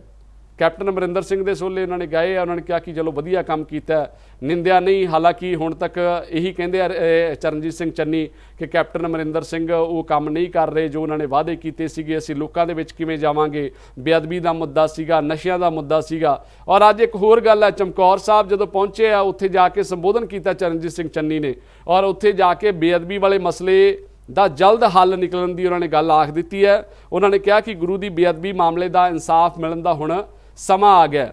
ਯਾਨੀ ਕਿ ਹੁਣ ਆਪਾਂ ਇਹ ਨਹੀਂ ਕਹਿ ਸਕਦੇ, ਪਹਿਲਾਂ ਜਿਸ ਤਰ੍ਹਾਂ ਕੈਪਟਨ ਅਮਰਿੰਦਰ ਸਿੰਘ ਤੇ ਇਲਜ਼ਾਮ ਲੱਗਦੇ ਸੀ ਕਿ ਮਿਲੀ ਭੁਗਤ ਦੇ ਹਿਸਾਬ ਨਾਲ ਚੱਲ ਰਹੇ ਆ ਔਰ ਜਾਣਬੁੱਝ ਕੇ ਦੋਸ਼ੀਆਂ ਨੂੰ ਬਚਾਉਣ ਦੀ ਕੋਸ਼ਿਸ਼ ਹੋ ਰਹੀ ਹੈ, ਤੇ ਚਰਨਜੀਤ ਸਿੰਘ ਚੰਨੀ ਤੋਂ ਹੁਣ ਇੰਨੀ ਕੁ ਉਮੀਦ ਲੱਗਣ ਲੱਗ ਪਈ ਹੈ ਕਿ ਭਾਈ ਇਹ ਜਲਦ ਇਹਦਾ ਇਨਸਾਫ ਕਰਨਗੇ। ਕਿਉਂਕਿ ਬੀਤੇ ਦਿਨ ਆਪਾਂ ਜ਼ਿਕਰ ਕੀਤਾ ਕਿ ਚਰਨਜੀਤ ਸਿੰਘ ਚੰਨੀ ਵਿਧਾਨ ਸਭਾ ਦੇ ਵਿੱਚ ਇਸ ਮੁੱਦੇ ਨੂੰ ਲੈ ਕੇ ਬਹੁਤ ਚੀਖਦੇ ਰਹੇ ਆ। ਬਾਹਰ ਵੀ ਜਦੋਂ ਮੀਟਿੰਗਾਂ ਹੁੰਦੀਆਂ ਸੀਗੀਆਂ ਉਦੋਂ ਵੀ ਉਹ ਚਰਚਾ ਇਸ ਵਿਸ਼ੇ ਨੂੰ ਲੈ ਕੇ ਕਰਦੇ ਸੀ। ਇੰਟਰਵਿਊ ਦੇ ਵਿੱਚ ਵੀ ਉਹ ਇਹ ਗੱਲਾਂ ਕਹਿੰਦੇ ਸੀਗੇ ਕਿ ਇਸ ਮੁੱਦੇ ਦੇ ਉੱਤੇ ਜਲਦ ਤੋਂ ਜਲਦ ਇਨਸਾਫ ਜਿਹੜਾ ਹੋਣਾ ਚਾਹੀਦਾ ਔਰ ਦੋਸ਼ੀ ਜੇਲ੍ਹ ਦੇ ਅੰਦਰ ਜਾਣੇ ਚਾਹੀਦੇ ਆ, ਨਹੀਂ ਤਾਂ ਫਿਰ ਲੋਕਾਂ ਨੇ ਸਾਥੋਂ ਸਵਾਲ ਪੁੱਛਣੇ ਆ ਤੇ ਸਾਡੇ ਕੋਲੇ ਜਿਹੜੇ ਉਹ ਜਵਾਬ ਨਹੀਂ ਦਿੱਤੇ ਜਾਣੇ। 18 ਨਿਕਾਤੀ ਏਜੰਡੇ ਦੀ ਉਹਨਾਂ ਨੇ ਗੱਲ ਕੀਤੀ ਹੈ ਕਿ ਹਾਈ ਕਮਾਂਡ ਦੇ ਨਾਲ ਮਿਲ ਕੇ, ਔਰ ਮੇਰੇ ਸੱਜੇ ਖੱਬੇ ਜਿਹੜੇ ਬੈਠੇ ਆ, ਨਵਜੋਤ ਸਿੰਘ ਸਿੱਧੂ ਪ੍ਰਧਾਨ ਸੀਗੇ ਔਰ ਇਸ ਤੋਂ ਇਲਾਵਾ ਹਰੀਸ਼ ਰਾਵਤ ਸੀ ਜਾਂ ਹੋਰ ਜਿਹੜੇ ਸਾਥੀ ਉੱਥੇ ਪਹੁੰਚੇ ਸੀ, ਉਹਨਾਂ ਨੇ ਕਿਹਾ ਕਿ ਇਹਨਾਂ ਦੇ ਨਾਲ ਮਿਲ ਕੇ ਤੇ 18 ਨਿਕਾਤੀ ਜਿਹੜਾ ਸਾਨੂੰ ਏਜੰਡਾ ਦਿੱਤਾ ਗਿਆ ਉਹ ਸਾਰੇ ਮੁੱਦੇ ਅਸੀਂ ਜਲਦ ਤੋਂ ਜਲਦ ਹੱਲ ਕਰਾਂਗੇ। ਅੱਜ ਤੋਂ ਕੰਮ ਸ਼ੁਰੂ ਕਰ ਦਿੱਤਾ। ਔਰ ਇਸ ਤੋਂ ਇਲਾਵਾ ਜਿਹੜੀ ਗੱਲ ਕੀਤੀ ਗਈ ਆ, ਬਾਕੀ ਉਹਨਾਂ ਨੇ ਉਹੀ ਗੱਲਾਂ ਕਹੀਆਂ ਕਿ ਆਮ ਆਦਮੀ ਪਾਰਟੀ ਦੀਆਂ ਗੱਲਾਂ ਹੋਰ ਪਾਰਟੀਆਂ ਕਰਦੀਆਂ, ਪਰ ਆਮ ਆਦਮੀ ਪਾਰਟੀ ਅੱਜ ਤੁਹਾਡੇ ਸਾਹਮਣੇ ਬੈਠਾ ਹੈ। ਅੱਜ ਜਦੋਂ ਸਹੁੰ ਚੁੱਕ ਕੇ ਆਏ ਆ, ਪ੍ਰੈਸ ਕਾਨਫਰੰਸ ਕੀਤੀ ਹੈ ਤੇ ਚਰਨਜੀਤ ਚੰਨੀ ਭਾਵੁਕ ਵੀ ਹੋਏ। ਉਹ ਕਹਿੰਦੇ ਕਿ ਮੈਂ ਦਲਿਤ ਚਿਹਰਾ ਸੀਗਾ, ਮੈਂ ਜਦੋਂ ਇਸ ਤੋਂ ਪਹਿਲਾਂ ਰਾਜਨੀਤੀ ਦੇ ਵਿੱਚ ਆਉਣ ਤੋਂ ਪਹਿਲਾਂ ਬਹੁਤ ਸੰਘਰਸ਼ ਕੀਤਾ, ਸਾਡਾ ਪਰਿਵਾਰ ਵੀ ਕੋਈ ਬਹੁਤਾ ਅਮੀਰ ਨਹੀਂ ਸੀ ਔਰ ਅਸੀਂ ਗਰੀਬੀ ਦੇ ਨਾਲ ਵੀ ਲੜੇ ਹਾਂ, ਤੇ ਬਾਅਦ ਦੇ ਵਿੱਚ ਫਿਰ ਹੌਲੀ ਹੌਲੀ ਪੌੜੀ ਚੜ੍ਹਦੇ ਚੜ੍ਹਦੇ ਅੱਜ ਮੈਂ ਇਸ ਸਟੇਜ ਤੇ ਆ ਕੇ ਪਹੁੰਚ ਗਿਆ। ਇਸ ਕਰਕੇ ਮੈਂ ਕਾਂਗਰਸ ਪਾਰਟੀ ਦਾ ਜਿਹੜਾ ਉਹ ਵੀ ਸ਼ੁਕਰਗੁਜ਼ਾਰ ਹਾਂ, ਰਾਹੁਲ ਗਾਂਧੀ ਦਾ ਸ਼ੁਕਰਗੁਜ਼ਾਰ ਹਾਂ ਕਿ ਉਹਨਾਂ ਨੇ ਮੈਨੂੰ ਇਸ ਜਗ੍ਹਾ ਦੇ ਉੱਤੇ ਬਿਠਾਇਆ। ਔਰ ਅਖੀਰ ਦੇ ਉੱਤੇ ਉਹ ਗੱਲ ਕਹਿੰਦੇ ਕਿ ਗਰੀਬਾਂ ਦੀ ਪਾਰਟੀ ਹੈ, ਗਰੀਬਾਂ ਦੀ ਸਰਕਾਰ ਬਣੀ ਹੈ ਔਰ ਹੁਣ ਉਹ ਪਹਿਲਾਂ ਵਾਲਾ VIP ਕਲਚਰ ਜਿਹੜਾ ਉਹ ਨਹੀਂ ਹੋਊਗਾ, ਇੱਥੇ ਹਰੇਕ ਦੀ ਸੁਣਵਾਈ ਹੋਇਆ ਕਰੇਗੀ ਔਰ ਇਹ ਵਾਲਾ ਜਿਹੜਾ ਮੁੱਖ ਮੰਤਰੀ ਹੈ ਉਹ ਸਾਰੇ ਆਮ ਲੋਕਾਂ ਨੂੰ ਵੀ ਹੁਣ ਮਿਲਿਆ ਕਰੇਗਾ। ਇਹਨਾਂ ਗੱਲਾਂ ਦੇ ਵਿੱਚ ਕਿੰਨਾ ਕੁ ਵਜਨ ਹੈ ਉਹ ਹੁਣ ਸਮਾਂ ਦੱਸੂਗਾ ਜੀ ਕਿ ਕਿੰਨੇ ਕੁ ਹੱਲ ਜਿਹੜੇ ਮਸਲੇ ਆ ਉਹ ਹੁੰਦੇ ਆ। ਪਰ ਫਿਲਹਾਲ ਜਿਹੜੀਆਂ ਉਹ ਗੱਲਾਂ ਕੀਤੀਆਂ ਗਈਆਂ ਨੇ ਉਹਦੇ ਤੋਂ ਇਹ ਜ਼ਰੂਰ ਲੱਗਣ ਲੱਗ ਗਿਆ ਕਿ ਚਰਨਜੀਤ ਸਿੰਘ ਚੰਨੀ ਐਕਸ਼ਨ ਮੋਡ ਦੇ ਵਿੱਚ ਨੇ। ਹੁਣ ਕਰੰਟ ਕਿੰਨਾ ਸਮਾਂ ਰਹਿੰਦਾ ਹੈ, ਮੁੱਦਿਆਂ ਦੇ ਉੱਤੇ ਕਿੰਨਾ ਸਮਾਂ ਬਾਕੀ ਦੇ ਨਾਲ ਬੋਲਦੇ ਰਹਿੰਦੇ ਆ ਔਰ ਕੀ ਕੁਝ ਕਰਦੇ ਆ, ਇਹ ਆਉਣ ਵਾਲਾ ਸਮਾਂ ਦੱਸ ਦੂਗਾ। ਕਿਉਂਕਿ ਬਿਊਰੋਕ੍ਰੇਸੀ ਦੇ ਨਾਲ 36 ਦਾ ਅੰਕੜਾ ਚੱਲਦਾ ਰਿਹਾ ਔਰ ਉਹਨਾਂ ਦੇ ਨਾਲ ਰਲ ਕੇ ਕਿੰਨਾ ਕੁ ਚੱਲਣਗੇ, ਉਹਨਾਂ ਤੋਂ ਕੰਮ ਕਿੰਨਾ ਲੈ ਸਕਣਗੇ, ਇਹ ਬੜੀ ਵੱਡੀ ਗੱਲ ਹੋਊਗੀ ਵੇਖਣ ਵਾਲੀ। ਜਤਿੰਦਰ ਜੀ ਦੇਖੋ, ਜਿਹੜੀਆਂ ਗੱਲਾਂ ਦਾ ਉਹਨਾਂ ਨੇ ਪਹਿਲੀ ਪ੍ਰੈਸ ਕਾਨਫਰੰਸ ਦੇ ਵਿੱਚ ਜ਼ਿਕਰ ਕੀਤਾ ਕਰਨਾ ਬਣਦਾ ਸੀ। ਆਪਾਂ ਕੱਲ ਪ੍ਰੋਗਰਾਮ ਦੀ ਜਦੋਂ ਸਮਾਪਤੀ ਕਰ ਰਹੇ ਸੀ, ਆਪਾਂ ਉਸ ਵਕਤ ਵੀ ਆਖਿਆ ਸੀ ਕਿ ਦੇਖੋ ਉਹਨਾਂ ਦਾ ਨਾਮ, ਉਹਨਾਂ ਦਾ ਗੁਣੀਆਂ ਪੈ ਗਿਆ, ਉਹਨਾਂ ਨੂੰ ਨਾਮਜ਼ਦ ਕਰ ਦਿੱਤਾ ਗਿਆ, ਪਰ ਹਾਲੇ ਸਹੁੰ ਚੁੱਕਣੀਆਂ ਤੇ ਉਹ ਹੁਣ ਦਿਨ ਚੜ ਚੁੱਕਿਆ ਸੀ ਤੇ ਸਹੁੰ ਉਹ ਚੁੱਕ ਚੁੱਕੇ ਨੇ ਤੇ ਹੁਣ ਉਹ ਪੰਜਾਬ ਦੇ ਮੁੱਖ ਮੰਤਰੀ ਵਜੋਂ ਵਿਚਰਨਗੇ। ਸਮਾਂ ਜਿੰਨਾ ਵੀ ਉਹਨਾਂ ਕੋਲੇ, ਤੇ ਇਹਨਾਂ ਮੁੱਦਿਆਂ ਨੂੰ ਪਿੰਨ ਪੁਆਇੰਟ ਕਰਨਾ ਵੀ ਬਣਦਾ ਸੀ ਤੇ ਸਾਨੂੰ ਉਮੀਦ ਵੀ ਰੱਖਣੀ ਚਾਹੀਦੀ ਹੈ। ਪਰ ਫਿਰ ਸਵਾਲ ਇਸ ਗੱਲ ਦਾ ਹੈ ਕਿ ਜਿਹੜੇ ਚੁਣੌਤੀਆਂ ਨੇ ਜਿਹੜੀਆਂ ਪੰਜਾਬ ਦੇ ਲੋਕਾਂ ਨੂੰ, ਜਿਵੇਂ ਕਹਿੰਦੇ ਨੇ ਕਿ ਪੰਜਾਬ ਦੇ ਜੰਮਿਆਂ ਨੂੰ ਨਿੱਤ ਮੁਹਿੰਮਾਂ, ਜਿਹੜੀਆਂ ਮੁਹਿੰਮਾਂ ਨੇ ਨਾ ਉਹ ਸਰ ਕਰ ਸਕਣਗੇ ਜਾਂ ਨਹੀਂ। ਹੁਣ ਸਭ ਤੋਂ ਵੱਡੀ ਗੱਲ ਰੇਤ ਮਾਫੀਆ ਵਾਲੀ, ਆਪਾਂ ਬੀਤੇ ਦਿਨੀ ਆਪਣੇ ਇਸੇ ਹੀ ਪ੍ਰੋਗਰਾਮ ਦੇ ਵਿੱਚ ਇੱਕ ਵਿਧਾਇਕਾ ਦੇ ਘਰ ਵਾਲੇ ਨੂੰ ਡੀਲ ਕਰਦਿਆਂ ਸੁਣਾਇਆ ਸੀ, ਆਡੀਓ ਵਾਇਰਲ ਹੋਈ ਸੀ। ਆਪਣੀ ਪਾਰਟੀ ਦੇ ਵਿੱਚੋਂ ਲੋਕ ਬੈਠੇ ਨੇ ਜਿਹੜੇ ਇਸ ਮਾਫੀਆ ਦੇ ਨਾਲ ਰਲ ਕੇ ਚੱਲ ਰਹੇ ਨੇ ਜਾਂ ਉਹਨਾਂ ਨੂੰ ਚਲਾ ਰਹੇ ਨੇ, ਕਿ ਉਹਨਾਂ ਨੂੰ ਬਿਠਾਲ ਕੇ ਅੱਖ 'ਚ ਅੱਖ ਪਾ ਕੇ ਗੱਲ ਆਖ ਦੇਣਗੇ। ਦੂਸਰਾ, ਪ੍ਰੈਸ ਕਾਨਫਰੰਸ ਦੇ ਵਿੱਚ ਗੱਲਾਂ ਕਰਨੀਆਂ ਬਣਦੀਆਂ ਸੀ ਯਾਰ, ਸੁਣਨ ਨੂੰ ਸਾਨੂੰ ਚੰਗੀਆਂ ਬਹੁਤ ਲੱਗਦੀਆਂ ਨੇ। ਤੇ ਅਗਲੀ ਗੱਲ ਆ, ਜਿਹੜੇ ਜਿਹੜੇ ਦਾਗੀ ਵਜ਼ੀਰ ਸੀ, ਕੈਬਨਿਟ ਉਹਨਾਂ ਨੇ ਬਣਾਉਣੀ ਹੈ। ਇੱਥੋਂ ਕੱਲ ਨੂੰ ਸੰਕੇਤ ਮਿਲ ਜੂ ਜੇ ਕੈਬਨਿਟ ਬਣਾ ਲਈ, ਉਹਨਾਂ ਨੇ ਗਠਨ ਕਰ ਲਿਆ, ਕਿ ਉਹਨਾਂ ਨੂੰ ਕੈਬਨਿਟ ਚੋਂ ਬਾਹਰ ਦਾ ਰਸਤਾ ਦਿਖਾ ਦਿੱਤਾ ਜਾਂ ਹਾਈ ਕਮਾਂਡ ਦੇ ਇਸ਼ਾਰਿਆਂ ਦੇ ਉੱਤੇ ਉਹ ਬੰਦੇ ਫੇਰ ਕੈਬਨਿਟ 'ਚ ਬੈਠੇ ਨੇ। ਜਿਹੜੇ ਬੰਦਿਆਂ ਦੇ ਉੱਤੇ ਦੋਸ਼ ਲੱਗ ਰਹੇ ਨੇ, ਜੇ ਦੁਬਾਰਾ ਫੇਰ ਆਪਣੀ ਕੈਬਨਿਟ ਵਿੱਚ ਲੈ ਲੈ ਤੇ ਫਿਰ ਉਮੀਦ ਕੀ ਕਰਾਂਗੇ। ਇਕੱਲੇ ਚਰਨਜੀਤ ਸਿੰਘ ਚੰਨੀ ਨਹੀਂ, ਨਾਲ ਉਪ ਮੁੱਖ ਮੰਤਰੀ ਬਣੇ ਨੇ ਸੁਖਜਿੰਦਰ ਸਿੰਘ ਰੰਧਾਵਾ। ਰੰਧਾਵਾ ਸਾਹਿਬ ਉਹਨਾਂ ਪੰਜਾਂ ਚੋਂ ਇੱਕ ਨੇ ਜਿਹੜੇ ਬਰਗਾੜੀ ਮੋਰਚਾ ਚੁਕਾਉਣ ਗਏ ਸੀ ਆਪਾਂ ਅਗਲੀਆਂ ਖਬਰਾਂ ਉਹ ਵੀ ਸਾਂਝੀਆਂ ਕਰਨੀਆਂ ਨੇ ਕਿ ਮੁਤਵਾਜੀ ਜਥੇਦਾਰ ਨੇ ਕੈਪਟਨ ਅਮਰਿੰਦਰ ਸਿੰਘ ਹੋਰਾਂ ਦੀਆਂ ਮੁਸ਼ਕਲਾਂ ਫਿਰ ਵਧਾ ਦਿੱਤੀਆਂ ਨੇ। ਹਾਲਾਂਕਿ ਲੱਗਦਾ ਸੀ ਕਿ ਹੁਣ ਤਾਂ ਉਹ ਮੁੱਖ ਮੰਤਰੀ ਰਹੇ ਨਹੀਂ, ਸਾਬਕਾ ਹੋ ਗਏ ਨੇ, ਸ਼ਾਇਦ ਹੁਣ ਉਹਨਾਂ ਦਾ ਖਿਆਲ ਜਾਂ ਖਹਿੜਾ ਛੁੱਟ ਜਾਊਗਾ।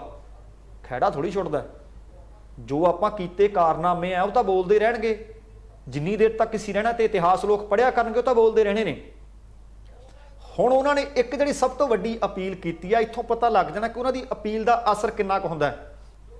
ਲੋਕ ਟਰੋਲ ਕਰ ਰਹੇ ਹੈ ਕਿ ਕੈਪਟਨ ਅਮਰਿੰਦਰ ਸਿੰਘ ਪੰਜਾਬ ਦੇ ਵਿੱਚ ਰਹਿਣ ਵਾਲੇ, ਖਾਸ ਕਰਕੇ ਪਟਿਆਲੇ ਦੇ ਲੋਕਾਂ ਨੂੰ ਅਪੀਲ ਕਰ ਰਹੇ ਨੇ ਕਿ ਤੁਹਾਡੀ ਚਿਰੋਕਣੀ ਮੰਗ ਤੇ ਗੌਰ ਕਰਦਿਆਂ ਮੈਂ ਅਸਤੀਫਾ ਦਿੱਤਾ ਹੈ ਕਿ ਬੀਤੇ ਤਕਰੀਬਨ 4.5 ਸਾਲਾਂ ਤੋਂ ਇੱਥੇ ਧਰਨੇ ਚੱਲਦੇ ਰਹਿੰਦੇ ਸੀ, ਤੁਸੀਂ ਔਖੇ ਬੜੇ ਸੀ, ਕਿ ਮੈਂ ਸੋਚਿਆ ਪਟਿਆਲੇ ਨੂੰ ਧਰਨਿਆਂ ਤੋਂ ਰਹਿਤ ਕਰਵਾ ਦਿਆਂ।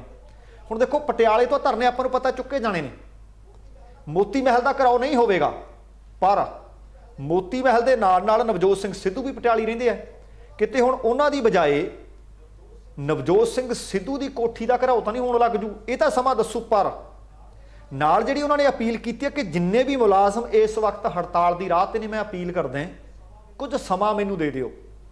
ਕਿ 3 ਮਹੀਨੇ ਦਾ ਸਮਾਂ ਮੰਗਦੇ ਹੋ, ਕਿ 4 ਮਹੀਨੇ ਦਾ ਸਮਾਂ ਮੰਗਦੇ ਹੋ, ਕਿਉਂਕਿ ਇਹ ਦੱਸੋ ਕਿ ਕਿੰਨਾ ਕੁ ਸਮਾਂ ਚਾਹੀਦਾ ਹੈ। ਪਰ ਮੈਂ ਫੇਰ ਕਹਿਣਾ ਕਿ ਚੁਣੌਤੀ ਬਹੁਤ ਵੱਡੀ ਹੈ। ਇਹ ਨਹੀਂ ਹੈ ਕਿ ਅੱਜ ਉਹ ਕੁਰਸੀ ਤੇ ਬੈਠ ਗਏ ਤੇ ਕੱਲ ਨੂੰ ਕਹਿਣ ਭਾਈ ਸਾਰੇ ਦੇ ਸਾਰੇ ਮੁਲਾਜ਼ਮ ਜਿਹੜੇ ਧਰਨਾ ਦੇ ਰਹੇ ਨੇ, ਜੇ ਉਹਨਾਂ ਨਾਲ ਮੀਟਿੰਗਾਂ ਵੀ ਕਰਨੀਆਂ ਹੋਣ ਤਾਂ ਘੱਟੋ ਘੱਟ 90 ਥਾਵਾਂ ਤੋਂ ਵੱਧ ਤਾਂ ਧਰਨੇ ਮੁਜ਼ਾਹਰੇ ਚੱਲ ਰਹੇ ਨੇ। ਜੇ ਰੋਜ਼ ਵੀ ਇੱਕ ਬੰਦੇ ਨਾਲ ਮੀਟਿੰਗ ਕਰਨ ਤਾਂ ਇਹਦਾ ਮਤਲਬ 90 ਦਿਨਾਂ 'ਚ ਤਾਂ ਮੀਟਿੰਗਾਂ ਹੀ ਹੋਣਗੀਆਂ, ਡਿਸੀਜਨ ਕਿਵੇਂ ਲਿਆ ਜਾਊਗਾ। ਤੇ ਫਿਰ ਉਹਨਾਂ ਨੇ ਇਹ ਵੀ ਕਿਹਾ ਕਿ ਘੱਟੋ ਘੱਟ 2 ਦਿਨ ਮੈਂ ਆਮ ਲੋਕਾਂ ਦੇ ਨਾਲ ਮੇਲ ਮਿਲਾਪ ਰੱਖੂੰਗਾ। ਬਹੁਤ ਵਧੀਆ ਗੱਲ ਹੈ ਤੇ ਹੋਣਾ ਚਾਹੀਦਾ। ਤੇ ਸਭ ਤੋਂ ਵੱਡੀ ਗੱਲ, ਨਸ਼ਿਆਂ ਵਾਲਾ ਮੁੱਦਾ ਕਿੱਥੇ ਜਾਊਗਾ? ਕੀ ਰਾਤੋਂ ਰਾਤ ਕੈਪਟਨ ਅਮਰਿੰਦਰ ਸਿੰਘ ਨੂੰ ਪਤਾ ਹੋਣ ਦੇ ਬਾਵਜੂਦ ਵੀ 4 ਹਫ਼ਤੇ ਮੰਗੇ ਸੀ, ਹੱਥ 'ਚ ਗੁਟਕਾ ਸਾਹਿਬ ਵੀ ਸੀ, ਇਹਦਾ ਮਤਲਬ ਪਤਾ ਸੀ ਕਿ ਓਵਰਨਾਈਟ ਇਹ ਕੰਮ ਨਹੀਂ ਹੋ ਸਕਦਾ। ਜੇ ਹੁਣ 4 ਹਫ਼ਤੇ ਉਹਦੇ ਲਾ ਲਈਏ, ਆ ਰੇਤਾ ਜਿਹੜਾ ਖੱਡਾਂ 'ਚ ਵਿਕਦਾ ਜਾਂ ਵੇਚਿਆ ਜਾਂਦਾ ਤੇ 4 ਹਫ਼ਤੇ ਹੀ ਉਹਦੇ ਲਾ ਲਈਏ, ਬੇਅਦਬੀ ਵਾਲੇ ਦੀ 4 ਹਫ਼ਤੇ ਉਹਦੇ ਲਾ ਜੇ, ਸਮਾਂ ਤਾਂ ਸਮਾਪਤ ਹੈ। ਦੇਖੋ, ਚੁਣੌਤੀਆਂ ਫਿਰ ਵੱਡੀਆਂ ਨੇ, ਪਰ ਸੁਖਜਿੰਦਰ ਰੰਧਾਵਾ ਨੇ ਜੋ ਆਖਿਆ ਕਿ ਬੰਦੇ ਨੂੰ 4 ਮਹੀਨੇ ਨਹੀਂ 4 ਘੰਟੇ ਬਹੁਤ ਨੇ, ਹੈ ਤਾਂ 4 ਘੰਟੇ ਬਹੁਤ। ਲੋਕਾਂ ਨੂੰ ਪਤਾ ਲੱਗ ਜੇ ਕਿ ਸੱਚਮੁੱਚ ਸੱਤਾ 'ਚ ਤਬਦੀਲੀ ਹੋਈ ਆ। ਇਹ ਨਾ ਹੋਵੇ ਕਿ ਕੈਪਟਨ ਅਮਰਿੰਦਰ ਸਿੰਘ ਗਿਆ ਤੇ ਚਰਨਜੀਤ ਚੰਨੀ ਆ ਕੇ ਬੈਠ ਗਿਆ। ਪਰ ਚਰਨਜੀਤ ਚੰਨੀ ਤੇ ਕੈਪਟਨ ਅਮਰਿੰਦਰ ਸਿੰਘ ਦੇ ਵਿੱਚ ਬੁਨਿਆਦੀ ਤੌਰ ਤੇ ਫਰਕ ਬਹੁਤ ਹੈ। ਕੈਪਟਨ ਅਮਰਿੰਦਰ ਸਿੰਘ ਉਹ ਬੰਦੇ ਹੈ ਜਿਹੜੇ ਸੋਨੇ ਦਾ ਚਮਚਾ ਮੂੰਹ 'ਚ ਲੈ ਕੇ ਜੰਮੇ ਨੇ। ਭਾਵੇਂ ਉਹ ਕਹਿੰਦੇ ਆ ਕਿ ਅਸੀਂ ਕਣਕ ਦੇਖੀ ਆ ਜੀ 'ਚ ਹਾਥੀ ਨਹੀਂ ਸੀ ਤੁਰਦਾ ਵਿਖਦਾ, ਪਰ ਚਰਨਜੀਤ ਚੰਨੀ ਉਹ ਹੈ ਜਿਹਦਾ ਜ਼ਿਕਰ ਕਰਦੇ ਮੈਂ ਰਿਕਸ਼ਾ ਵੀ ਚਲਾਇਆ, ਉਹਨਾਂ ਨੇ ਗਰੀਬੀ ਤਨ ਤੇ ਹੰਢਾਈ ਹੈ। ਚਰਨਜੀਤ ਚੰਨੀ ਦਰਅਸਲ ਦਲਿਤ ਪਰਿਵਾਰ ਦੇ ਵਿੱਚੋਂ ਆਇਆ। ਮੈਂ ਕੱਲ ਦਾ ਹੀ ਸੁਣ ਰਿਹਾ ਕਿ ਦਲਿਤ ਚਿਹਰਾ, ਪਰ ਦੂਸਰੇ ਪਾਸੇ ਸੁਨੀਲ ਜਾਖੜ ਹੋਰਾਂ ਨੇ ਇੱਕ ਟਵੀਟ ਕੀਤਾ ਹੋਇਆ ਪੜ੍ਹਨ ਵਾਲਾ ਹੈ, ਤੇ ਨਾਲ ਉਹਨਾਂ ਨੇ ਇੱਕ ਅਖਬਾਰ ਦੀ ਕਟਿੰਗ ਵੀ ਸ਼ੇਅਰ ਕੀਤੀ ਹੋਈ ਹੈ। ਤੇ ਉਹ ਸ਼ੇਅਰ ਕੀਤੀ ਹੈ ਕਟਿੰਗ ਅਕਾਲ ਤਖਤ ਦੇ ਜਥੇਦਾਰ ਸ਼੍ਰੀ ਹਰਪ੍ਰੀਤ ਸਿੰਘ ਹੋਰਾਂ ਦੀ। ਗਿਆਨੀ ਹਰਪ੍ਰੀਤ ਸਿੰਘ ਹੋਰਾਂ ਨੇ ਲਿਖਿਆ ਹੈ ਕਿ ਹਿੰਦੂ ਹੋਣਾ, ਦਲਿਤ ਹੋਣਾ, ਸਿੱਖ ਹੋਣਾ ਇਹ ਸੈਕੰਡਰੀ ਹੋਣਾ ਚਾਹੀਦਾ ਹੈ। ਅਸਲ ਦੇ ਵਿੱਚ ਕਾਬਲ ਬੰਦਾ ਕੌਣ ਹੈ? ਮਾਇਆਵਤੀ ਹੋਰਾਂ ਨੇ ਵੀ ਇਹੀ ਆਖਿਆ। ਹਾਲਾਂਕਿ ਮਾਇਆਵਤੀ ਹੋਣੀ ਖੁਦ ਜਾਤ ਪਾਤ ਦਾ ਪੱਤਾ ਖੇਡ ਰਹੇ ਨੇ। ਸ਼੍ਰੋਮਣੀ ਅਕਾਲੀ ਦਲ ਖੁਦ ਜਾਤ ਪਾਤ ਦਾ ਸਹਾਰਾ ਲੈ ਰਿਹਾ ਹੈ। ਆਮ ਆਦਮੀ ਪਾਰਟੀ ਖੁਦ ਜਾਤ ਪਾਤ ਦਾ ਸਹਾਰਾ ਲੈ ਰਹੀ ਹੈ। ਭਾਜਪਾ ਵਾਲੇ ਤਾਂ ਖੈਰ ਇੱਥੋਂ ਹੀ ਸ਼ੁਰੂ ਕਰਦੇ ਆ, ਗੱਲ ਇੱਥੇ ਹੀ ਖਤਮ ਕਰ ਦਿੰਦੇ ਆ।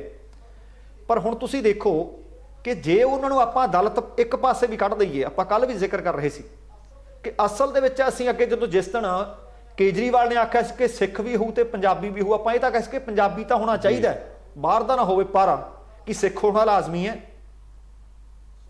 ਸੁਨੀਲ ਜਾਖੜ ਹੋਰਾਂ ਦੇ ਦਿਲ ਦਾ ਦਰਦ ਕੀ ਹੈ, ਉਹਨਾਂ ਨੇ ਉਸ ਟਵੀਟ ਦੇ ਵਿੱਚ ਜ਼ਿਕਰ ਕੀਤਾ ਹੈ ਕਿ ਅਸੀਂ ਕਿਹੜੀ ਸਦੀ 'ਚ ਤੁਰੇ ਫਿਰਦੇ ਹਾਂ, ਕਿ ਅਸੀਂ ਹੁਣ ਇੱਥੇ ਫਿਰਕੂ ਪੱਤਾ ਖੇਡ ਕੇ ਕਿਸੇ ਨੂੰ ਇੱਕ ਦੂਸਰੇ ਭੈਣ ਭਰਾ ਨਾਲ ਲੜਾਵਾਂਗੇ ਕਿ ਹਿੰਦੂ ਵੀ ਹੋਣਾ ਚਾਹੀਦਾ। ਹੁਣ ਤੁਸੀਂ ਦੇਖੋ, ਆ ਵੀ ਉਹੀ ਕੰਮ ਕੀਤਾ ਹੈ ਦਲਿਤ ਭਾਈਚਾਰੇ ਦੇ ਵਿੱਚੋਂ ਕਿ ਭਾਈ ਆਪਾਂ ਬਣਾ ਦਈਏ ਮੁੱਖ ਮੰਤਰੀ, ਹਿੰਦੂ ਭਾਈਚਾਰੇ ਚੋਂ ਓਪੀ ਸੋਨੀ ਨੂੰ ਲੈ ਆਓ, ਸਿੱਖ ਭਾਈਚਾਰੇ ਚੋਂ, ਜੱਟ ਭਾਈਚਾਰੇ ਚੋਂ ਸੁਖਜਿੰਦਰ ਰੰਧਾਵਾ ਨੂੰ ਲੈ ਕੇ ਆਓ। ਪਰ ਇਹ ਚੀਜ਼ ਲੋਕਾਂ ਨੇ ਓਨੀ ਦੇਰ ਤੱਕ ਤਸਲੀਮ ਨਹੀਂ ਕਰਨੀ ਜਿੰਨੀ ਦੇਰ ਤੱਕ ਲੋਕਾਂ ਦੇ ਕੰਮ ਨਾ ਹੋਏ। ਲੋਕਾਂ ਨੂੰ ਕੰਮ ਨਾਲ ਮਤਲਬ ਹੈ। ਜਿਹੜੀ ਗੱਲ ਉਹਨਾਂ ਨੇ ਕਿਹਾ ਕਿ ਥਾਣਿਆਂ ਦੇ ਵਿੱਚ, ਕਚਹਿਰੀਆਂ ਦੇ ਵਿੱਚ ਜੇ ਨਾ ਬਾਕੀ ਕੰਮ ਨੂੰ ਤਾਂ ਨਾ ਵੀ ਹੋਏ, ਥਾਣਿਆਂ ਦੇ ਵਿੱਚ ਬਗੈਰ ਫਰਮਾਇਸ਼ ਤੋਂ, ਬਗੈਰ ਰਿਸ਼ਵਤ ਤੋਂ ਲੋਕਾਂ ਦੇ ਕੰਮ ਹੋਣ ਲੱਗ ਪਏ ਨਾ, ਕਿਉਂਕਿ ਲੋਕਾਂ ਦੇ ਸਭ ਤੋਂ ਵੱਧ ਕੰਮ ਜਾਂ ਲੋਕ ਜਾਂਦੇ ਕਿੱਥੇ ਨੇ? ਸਭ ਤੋਂ ਵੱਧ ਕੰਮ ਥਾਣਿਆਂ ਤੇ ਕਚਹਿਰੀਆਂ 'ਚ ਹੈ। ਜੇਕਰ ਥਾਣੇ ਤੇ ਕਚਹਿਰੀ ਚਰਨਜੀਤ ਚੰਨੀ ਸੂਤ ਕਰਨ ਦੇ ਵਿੱਚ ਕਾਮਯਾਬ ਹੋ ਗਏ, ਸਮਝ ਲਓ ਮੋਰਚਾ ਉਹਨਾਂ ਨੇ ਫਤਿਹ ਕਰ ਲਿਆ। ਰਿਸ਼ਵਤ ਦੀਆਂ ਜੜ੍ਹਾਂ ਨੇ ਇੱਥੇ। ਤੁਸੀਂ ਇਤਲਾਹ ਦਰਜ ਕਰਵਾਉਣੀ ਆ, ਤੁਸੀਂ FIR, ਤੁਸੀਂ ਰਪਟ ਲਿਖਾਉਣੀ ਹੈ, ਜਿੰਨੀ ਦੇਰ ਤੱਕ ਜੇਬਰੀ ਢਿੱਲੀ ਨਹੀਂ ਹੁੰਦੀ ਤੁਹਾਡੀ ਦਰਜ ਨਹੀਂ ਕੀਤੀ ਜਾਂਦੀ। ਜਿੰਨੀ ਦੇਰ ਤੱਕ 5-7 ਕਾਲਾ ਪੁਲਿਸ ਵਾਲਾ ਕੋਈ ਕੱਢਦਾ ਨਹੀਂ, ਉਨੀ ਦੇਰ ਉਹਨੂੰ ਲੱਗਦਾ ਕਿ ਮੈਂ ਕਿਸੇ ਨਾਲ ਅੱਜ ਗੱਲ ਹੀ ਨਹੀਂ ਕੀਤੀ। ਪਟਵਾਰੀ ਕੋਲ ਚਲੇ ਜਾਓ, ਪਟਵਾਰੀ ਰਾਹ ਨਹੀਂ ਦਿੰਦਾ। ਤਹਿਸੀਲਦਾਰ ਕੋਲ ਚਲੇ ਜਾਓ, ਤਹਿਸੀਲਦਾਰ ਰਾਹ ਨਹੀਂ ਦਿੰਦਾ। ਜੇਕਰ ਆ ਦੋ ਮਹਿਕਮਿਆਂ ਨੂੰ ਵੀ ਨੱਥ ਪਾ ਗਏ ਨਾ, ਥਾਣੇਦਾਰਾਂ ਨੂੰ, ਥਾਣਿਆਂ ਨੂੰ, ਪੁਲਿਸ ਮੁਲਾਜ਼ਮਾਂ ਨੂੰ, ਪੁਲਿਸ ਵਿਭਾਗ ਨੂੰ, ਤੇ ਦੂਸਰੇ ਪਾਸੇ ਤਹਿਸੀਲ ਦੇ ਵਿੱਚ ਤਹਿਸੀਲਦਾਰਾਂ ਨੂੰ, ਤੁਸੀਂ ਵੇਖ ਲਿਓ ਕਿ ਪੰਜਾਬ ਦੀ ਨੁਹਾਰ, ਪੰਜਾਬ ਦੀ ਫਿਜ਼ਾ ਬਦਲੀ ਨਜ਼ਰ ਆਊ। ਬਿਲਕੁਲ ਇੱਥੋਂ ਸ਼ੁਰੂਆਤ ਹੁੰਦੀ ਆ ਹਰ ਇੱਕ ਕੰਮ ਦੀ। ਹੁਣ ਤੁਹਾਡੇ ਨਾਲ ਮੈਂ ਧੱਕਾ ਕਰ ਲਿਆ, ਥਾਣੇਦਾਰ ਮੇਰੇ ਵਾਲੇ ਪਾਸੇ ਖੜਾ, ਧੱਕਾ ਵੀ ਮੈਂ ਹੀ ਕਰਦਾ, ਚੋਰੀ ਵੀ ਤੇ ਨਾਲ ਸੀਨਾ ਜੋਰੀ ਵੀ। ਜੇਕਰ ਲੋਕਾਂ ਨੂੰ ਇਨਸਾਫ ਮਿਲਣ ਲੱਗ ਗਿਆ, ਔਰ ਹੈ ਕੰਮ ਬਹੁਤ ਵੱਡਾ, ਜਿਹੜੀ ਗੱਲ ਦਾ ਉਹਨਾਂ ਨੇ ਜ਼ਿਕਰ ਕੀਤਾ, ਦਰਅਸਲ ਸ਼ੁਰੂਆਤ ਇੱਥੋਂ ਹੀ ਹੁੰਦੀ ਹੈ ਹਰ ਇੱਕ ਕੰਮ ਦੀ। ਜੇ ਆਹ ਦੋ ਮਹਿਕਮੇ, ਮਾਲ ਵਿਭਾਗ ਨੂੰ ਤੇ ਨਾਲ ਪੁਲਿਸ ਡਿਪਾਰਟਮੈਂਟ ਨੂੰ, ਇਹਨਾਂ ਦੋਵਾਂ ਨੂੰ ਨੱਥ ਪਾ ਗਏ, ਲੋਕ ਇਸੇ ਗੱਲੋਂ ਲੋਕ ਭੱਜ ਰਿਹਾ ਕਿ ਸਾਡੇ ਨਾਲ ਧੱਕਾ ਹੁੰਦਾ ਤੇ ਬੇਇਨਸਾਫੀ ਹੁੰਦੀ ਹੈ। ਮੈਨੂੰ ਲੱਗਦਾ ਹੈ ਕਿ ਆਹ ਦੋਵੇਂ ਚੀਜ਼ਾਂ ਦੇ ਉੱਤੇ ਵੀ ਜੇਕਰ ਉਹ 3 ਮਹੀਨਿਆਂ ਦੇ ਵਿੱਚ ਕੰਮ ਕਰ ਗਏ ਨਾ, ਚਰਨਜੀਤ ਚੰਨੀ ਨੂੰ ਲੋਕ ਯਾਦ ਕਰਿਆ ਕਰਨਗੇ। ਹੋ ਸਕਦਾ ਹੈ ਨਵਜੋਤ ਸਿੰਘ ਸਿੱਧੂ ਲੈ ਕੇ ਤਾਂ ਬਹੁਤ ਤਰੀਕੇ ਨਾਲ ਆਏ ਨੇ ਵਿੰਗ ਵਲੇਵੇਂ ਪਾ ਕੇ, ਕਿਤੇ ਸਿੱਧੂ ਦੀਆਂ ਜੜਾਂ 'ਚ ਨਾ ਬੈਠ ਜਾਣ। ਕਿਉਂਕਿ ਦੇਖੋ ਚਰਨਜੀਤ ਚੰਨੀ ਦੇ ਨਾਮ ਦਾ ਵਿਰੋਧ ਨਹੀਂ ਹੋਇਆ, ਨਵਜੋਤ ਸਿੰਘ ਸਿੱਧੂ ਦਾ ਜਦੋਂ ਗੁਣੀਆਂ ਪੈ ਰਿਹਾ ਸੀ ਵਿੱਚ ਵਿਰੋਧ ਹੋਇਆ ਹੈ, ਕਿਉਂਕਿ ਕੈਪਟਨ ਧੜਾ ਸੀ ਨਾ ਜਿਹੜਾ, ਉਹ ਵਿਰੋਧੀ ਹੋ ਗਿਆ। ਉਹ ਕਹਿੰਦੇ ਨਾ ਨਵਜੋਤ ਸਿੰਘ ਸਿੱਧੂ ਨਹੀਂ, ਇਹਦੇ ਨਾਲ ਤਾਂ ਜਿਹੜਾ ਹਾਈ ਕਮਾਂਡ ਫੈਸਲਾ ਕਰ ਦੂ ਸਾਨੂੰ ਉਹ ਮਨਜ਼ੂਰ ਹੋ ਜੂ। ਤੇ ਹਾਈ ਕਮਾਂਡ ਦਾ ਫੈਸਲਾ ਸਾਰਿਆਂ ਨੇ ਮਨਜ਼ੂਰ ਵੀ ਕਰ ਲਿਆ। ਤੇ ਦੂਸਰੀ ਗੱਲ ਆ, ਜਿਹੜਾ 32 ਤੋਂ 40% ਵੋਟ ਬੈਂਕ ਹੈ, ਮੈਂ ਇਹ ਦੱਸਦੇ ਆ, ਇਹ ਭੁਲੇਖੇ 'ਚ ਹੈ ਕਾਂਗਰਸ ਵੀ ਤੇ ਬਾਕੀ ਧਿਰਾਂ ਵੀ। ਜੇਕਰ ਇਹ ਸਾਰੇ ਦਾ ਸਾਰਾ ਵੋਟ ਬੈਂਕ ਦਲਿਤ ਭਾਈਚਾਰੇ ਨਾਲ ਸੰਬੰਧਿਤ, ਦਲਿਤਾਂ ਦੇ ਹਿੱਸੇ ਹੀ ਆਉਂਦਾ ਹੋਵੇ, ਤਾਂ ਬਹੁਜਨ ਸਮਾਜ ਪਾਰਟੀ ਵਾਲਿਆਂ ਦੀ ਸਰਕਾਰ ਕਿੰਨੀ ਕੁ ਵਾਰੀ ਬਣੀ ਹੈ? 32-33% ਲੈ ਕੇ ਤਾਂ ਮੋਦੀ ਹੁਣੀ ਬੈਠੇ ਆ। 32-33% ਸਾਰੇ ਭਾਰਤ ਵਿੱਚ ਇਹਨਾਂ ਦਾ ਵੋਟ ਬੈਂਕ ਹੈ।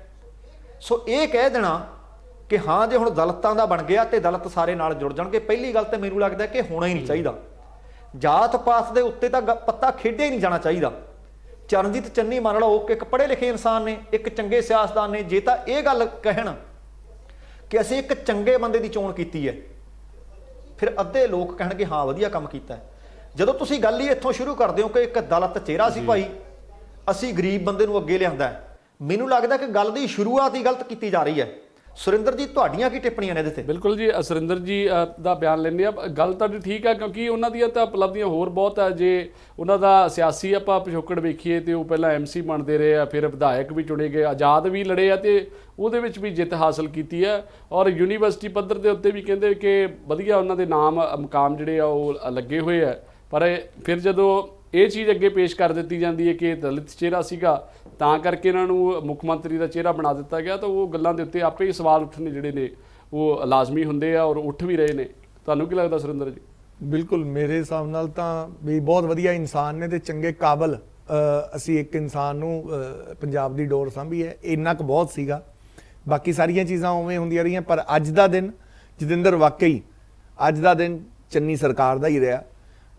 ਪਹਿਲਾਂ 15% ਉਹਨਾਂ ਨੇ, ਜਿਵੇਂ ਦੇਖੋ ਉਹਨਾਂ ਨੂੰ ਅਪੀਲ ਕੀਤੀ, ਸਾਰੇ ਜਿਹੜੇ ਮੁਲਾਜ਼ਮ ਸੀਗੇ ਵੀ ਤੁਸੀਂ ਧਰਨੇ ਛੱਡ ਦਿਓ, ਮੇਰੇ ਤੇ ਵਿਸ਼ਵਾਸ ਕਰੋ, ਥੋੜਾ ਦਿਨ ਇੱਕ ਵਾਰੀ ਕੰਮ ਤੇ ਆ ਜਾਓ, ਮੈਨੂੰ ਥੋੜਾ ਜਿਹਾ ਟਾਈਮ ਦਿਓ ਕਿ ਮੈਂ ਤੁਹਾਡੀ ਸਾਰੇ ਜਿਹੜੇ ਕੱਚੇ ਨੇ, ਸਗੋਂ ਜਿਹਨੂੰ ਨੌਕਰੀ ਚਾਹੀਦੀ ਉਹਨੂੰ ਮੈਂ ਪੱਕੀ ਦੇ ਦਊਂਗਾ, ਪਰ ਥੋੜਾ ਜਿਹਾ ਮੈਨੂੰ ਟਾਈਮ ਦਿਓ। ਉਹਦੀ ਉਦਾਹਰਨ ਉਹਨਾਂ ਦਾ ਵਿਸ਼ਵਾਸ ਵੀ ਕਿਵੇਂ ਜਿੱਤਿਆ, ਸਿੱਧਾ 15%, ਕਿਉਂਕਿ ਲਾਗੂ ਨਹੀਂ ਹੋਏ ਸੀਗੇ। ਨਾਲ ਦੀ ਨਾਲ ਨੋਟੀਫਿਕੇਸ਼ਨ ਜਾਰੀ ਕਰਤੀ ਕਿ 15% ਜਿਹੜੀ ਸੈਲਰੀ ਉਹ ਸੀਗੀ ਸਾਰੀ ਇਨਕਰੀਜ਼ ਕਰਕੇ ਇਹਨਾਂ ਦੇ ਅਕਾਊਂਟ 'ਚ ਸ਼ੁਰੂ ਹੋ ਜਾਏਗੀ। ਕਿਉਂ? ਮਨਪ੍ਰੀਤ ਬਾਦਲ ਨਾਲ ਸੀ, ਉਹਨਾਂ ਨੇ ਸਾਰੀ ਉਹਨਾਂ ਤੋਂ ਚੀਜ਼ ਲਿੱਤੀ ਕਿ ਹਾਂ ਪੱਕੀ ਕੀ ਚੀਜ਼ਾਂ ਅੱਜ ਦੇ ਦਿਨ ਹੀ ਕਰ ਸਕਦੇ ਆ। ਰਾਤ ਨੂੰ ਹੁਣ 8 ਵਜੇ ਆਪਾਂ ਹੁਣ ਜਦੋਂ ਆਪਣਾ ਪ੍ਰੋਗਰਾਮ ਚੱਲ ਰਿਹਾ, ਫਿਰ ਕੈਬਨਿਟ ਮੀਟਿੰਗ ਬੈਠੀ ਹੈ, ਉਹ 3 ਜਣੇ ਫਿਰ ਬੈਠੇ ਨੇ, ਫਿਰ ਕੋਈ ਧਮਾਕਾ ਹੋਣਾ ਹੈ ਰਾਤ ਨੂੰ। ਫਿਰ ਅੱਜ 10 ਵਜੇ ਜਦੋਂ ਬਾਹਰ ਆਣਗੇ ਪੱਕਾ ਧਮਾਕਾ ਹੋਣਾ, ਕੋਈ ਨਾ ਕੋਈ ਨਵੀਂ ਚੀਜ਼ ਲੈ ਕੇ ਜ਼ਰੂਰ ਆਣਗੇ। ਹੋ ਸਕਦਾ DGP ਵੀ ਬਦਲਿਆ ਜਾਵੇ। ਹੁਣ ਜਿਹਨੂੰ ਵੀ ਲਾਣਗੇ ਨਾ, ਉਹਦੇ ਸਾਹਮਣੇ 2020 ਮੈਚ ਹੀ ਹੈ। ਜਿਹੜਾ ਵੀ ਚਾਹੇ ਪ੍ਰਿੰਸੀਪਲ ਸੈਕਟਰੀ ਬਣੇ ਨੇ, ਚਾਹੇ DGP ਵੀ ਲੱਗੇਗਾ, ਉਹਨੂੰ ਪਹਿਲਾਂ ਦੱਸ ਦਿੱਤਾ ਜਾਊਗਾ ਕਿ ਆਹ ਤੇਰਾ ਕੰਮ ਹੈ, ਆਹ 3 ਮਹੀਨੇ ਨੇ ਤੇ 3 ਮਹੀਨਿਆਂ ਦੇ ਵਿੱਚ ਆਹ ਕੰਮ ਕਰਨਾ ਹੈ। ਬਿਲਕੁਲ। ਤਾਂ ਜਦੋਂ ਤੁਸੀਂ ਫੋਕਸਡ ਹੋ ਕੇ ਟਾਈਮ ਲਿਮਿਟ ਲਾ ਦੋਗੇ ਨਾ ਆਪਦੇ ਜਿਹੜੇ ਆਫੀਸਰਸ ਨੂੰ, ਤਾਂ ਕੰਮ ਆਪਣੇ ਆਪ ਚੀਜ਼ਾਂ ਹੋਣਗੀਆਂ। ਤਾਂ ਮੈਨੂੰ ਤਾਂ ਜਿਹੜੀਆਂ ਅੱਜ ਦਾ ਦਿਨ ਤਾਂ ਐ ਦੇਖ ਕੇ ਲੱਗਿਆ ਸੱਚੀ ਬੈਨੀਪਾਲ ਜੀ ਕਿ ਮੈਨੂੰ ਲੱਗਦਾ ਕਿ 5 ਸਾਲ ਟਰਮ ਜ਼ਰੂਰ ਹੋਣੀ ਚਾਹੀਦੀ ਹੈ, ਪਰ 5 ਸਾਲ ਦੇ ਵਿੱਚ ਪਾਰਟੀ ਨੂੰ ਸਗੋਂ ਅਸੈਸਮੈਂਟ ਦੇਣੀ ਚਾਹੀਦੀ ਹੈ ਕਿ ਭਾਈ ਆ ਲਓ ਕੈਪਟਨ ਸਾਹਿਬ ਤੁਹਾਡੇ ਕੋਲ ਹੈਗੇ 2 ਸਾਲ, ਅਗਲੇ 2 ਸਾਲ ਮੈਂ ਦੂਜਾ ਸੀਐਮ ਬਣਾਉਂਗਾ, ਆ 2 ਸਾਲ ਬਾਅਦ ਆਹ ਕੰਮ ਹੈਗਾ ਰਿਵਿਊ ਕਰਨਾ ਜੇ, ਤੇ ਪਹਿਲਾਂ ਹੀ ਕਲੀਅਰ ਕਰ ਦਿੱਤਾ ਜਾਏ ਵੀ 2 ਸਾਲ ਵਾਸਤੇ ਸ਼ਪਥ ਲੈ ਲਓ ਤੁਸੀਂ, 2 ਸਾਲ ਬਾਅਦ ਅਗਲੀ ਟੀਮ ਤਿਆਰ ਹੈ। ਜਿਸ ਦਿਨ ਉਹਦੇ ਨਾਲ ਕੀ ਹੋਊਗਾ, ਮੈਨੂੰ ਲੱਗਦਾ ਕਿ ਕੰਮ ਹੋਰ ਤੇਜ਼ੀ ਨਾਲ ਹੋਣਗੇ। ਹੁਣ ਕਿਉਂ 4.5 ਸਾਲ ਬਾਅਦ ਕਾਂਗਰਸ ਜਾਗੀ ਹੈ?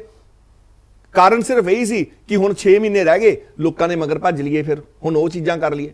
ਜਦੋਂ ਜਿਹੜਾ ਕੁਰਸੀ ਤੇ ਬੈਠਾ ਹੈ ਨਾ ਸੀਐਮ, ਅੱਜ ਜੇ ਆਪਾਂ ਚੰਨੀ ਜੀ ਦਾ ਇਹ ਰੂਪ ਦੇਖ ਰਹੇ ਹਾਂ ਕਿਉਂਕਿ ਉਹਨਾਂ ਨੂੰ ਪਤਾ ਮੇਰੇ ਕੋਲ ਟਾਈਮ ਘੱਟ ਹੈ, ਤਾਂ ਪਹਿਲੇ ਦਿਨ ਹੀ ਅਗਰ ਉਹ ਸੀਐਮ ਨੂੰ ਇਹ ਦੱਸ ਦਿੱਤਾ ਜਾਵੇ ਕਿ ਠੀਕ ਹੈ ਜੀ ਤੁਸੀਂ ਆ ਲਓ ਆਗੂ ਆ ਸਾਡੇ, 2 ਸਾਲ ਦੇ ਅੰਦਰ 2 ਸਾਲ ਦਾ ਟਾਈਮ ਹੈ, ਤੁਹਾਡੀ ਪਰਫਾਰਮੈਂਸ ਰਿਪੋਰਟ ਦੱਸ ਦੇਣਾ, ਕਿੰਨੇ ਪੁੱਲ ਬਣਾਣੇ ਆ, ਉਹਨਾਂ ਦਾ ਉਦਘਾਟਨ ਤੁਸੀਂ ਕਰਨਾ ਹੈ, ਉਹ 2 ਸਾਲਾਂ 'ਚ ਹੀ ਕਰਨਾ ਹੈ। ਐਵੇਂ ਨਹੀਂ ਚੰਨੀ ਸਾਹਿਬ ਨੇ ਕਹਿਤਾ। ਤੇ ਇਹਦੇ ਨਾਲ ਸੁਰਿੰਦਰ ਜੀ ਨਹੀਂ, ਸੁਰਿੰਦਰ ਜੀ ਇਹਦੇ ਨਾਲ ਇੱਕ ਹੋਰ ਵੀ ਹੈ, ਇਹਦੇ ਤੋਂ ਵਧੀਆ ਇੱਕ ਹੋਰ ਫਾਰਮੂਲਾ ਵੀ ਹੈ। ਉਹ ਭਾਵੇਂ 5 ਸਾਲ ਦੀ ਹੀ ਟਰਮ ਹੋਵੇ, 5 ਸਾਲ ਜੇ ਕੰਮ ਕਰਨੇ ਹੋਣ ਇੱਕ ਮੁੱਖ ਮੰਤਰੀ ਵਾਸਤੇ ਕੋਈ ਬਹੁਤੇ ਨਹੀਂ ਹੁੰਦੇ, ਕਿਉਂਕਿ ਇਹ ਛੋਟੇ ਪ੍ਰੋਜੈਕਟ ਨਹੀਂ ਹੁੰਦੇ, ਇਹ ਤਾਂ ਘਰ ਤਾਂ ਹੈ ਨਹੀਂ, ਕੋਈ ਗੁਸਲਖਾਨਾ ਤਾਂ ਬਣਾਉਣਾ ਨਹੀਂ ਹੁੰਦਾ।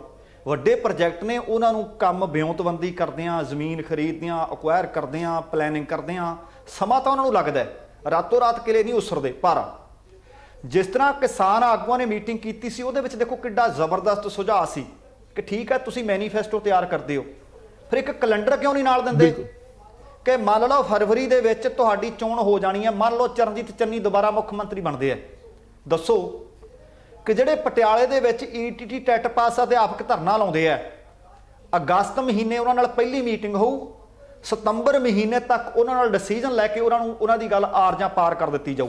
ਪਤਾ ਲੱਗ ਗਿਆ ਨਾ ਕਿ ਸਮਾਂ ਵੱਧ ਹੈ, ਉਹਨਾਂ ਨੂੰ ਵੀ ਪਤਾ ਲੱਗ ਗਿਆ ਕਿ ਭਾਈ ਸਾਡੀ ਅਗਸਤ 'ਚ ਮੀਟਿੰਗ ਹੋਊ ਤੇ ਸਤੰਬਰ ਤੱਕ ਫੈਸਲਾ। ਜੇਕਰ ਜਿਹੜੇ ਬੰਦੇ ਕਹਿੰਦੇ ਨੇ ਕਿ ਸਾਡੇ ਭਾਈ ਬਿਜਲੀ ਦੇ ਬਿੱਲ ਮੁਆਫ ਹੋਣ, ਜਿਹੜੇ ਕਹਿੰਦੇ ਨੇ ਕਿ ਭਾਈ ਸਾਡੇ ਨਾਲ ਧੱਕਾ ਹੋ ਗਿਆ ਸੀ, ਜਿਹੜੇ ਕਹਿੰਦੇ ਨੇ ਕਿ ਅਸੀਂ 20-20 ਸਾਲ ਤੋਂ ਕੱਚੇ ਮੁਲਾਜ਼ਮ ਤੁਰੇ ਫਿਰਦੇ ਆ, ਉਹਨਾਂ ਨੂੰ ਸਮਾਂ ਵੱਧ ਕੀਤਾ ਜਾਵੇ ਨਾ ਕਿ ਆਹ ਮੀਟਿੰਗ ਹੋਊ, 2 ਤੋਂ ਬਾਅਦ ਤੀਜੀ ਮੀਟਿੰਗ ਨਹੀਂ ਹੋਊ, ਚੌਥੀ ਮੀਟਿੰਗ ਤੇ ਤੁਹਾਨੂੰ ਫੈਸਲਾ ਦਿੱਤਾ ਜਾਣਾ ਹੈ। ਹੁਣ ਮੀਟਿੰਗਾਂ ਹੀ ਚੱਲੀ ਜਾਂਦੀਆਂ ਨੇ, ਕਦੇ OSD ਮੀਟਿੰਗ ਕਰ ਲੈਂਦਾ, ਕਦੇ ਕਹਿੰਦੇ ਨੇ ਮੰਤਰੀ ਨਾਲ ਕਰਾ ਦਿਆਂਗੇ, ਕਦੇ ਕਹਿੰਦੇ ਨੇ ਨਹੀਂ ਹੁਣ ਜਿਹੜੇ ਸੰਬੰਧਤ ਬਹੁਤ ਸੂਝਵਾਨ ਲੋਕ ਨੇ ਉਹਨਾਂ ਨਾਲ ਕਰਾਵਾਂਗੇ, ਮੁੱਖ ਮੰਤਰੀ ਤਾਂ ਮੀਟਿੰਗ ਹੀ ਨਹੀਂ ਕਰਦਾ।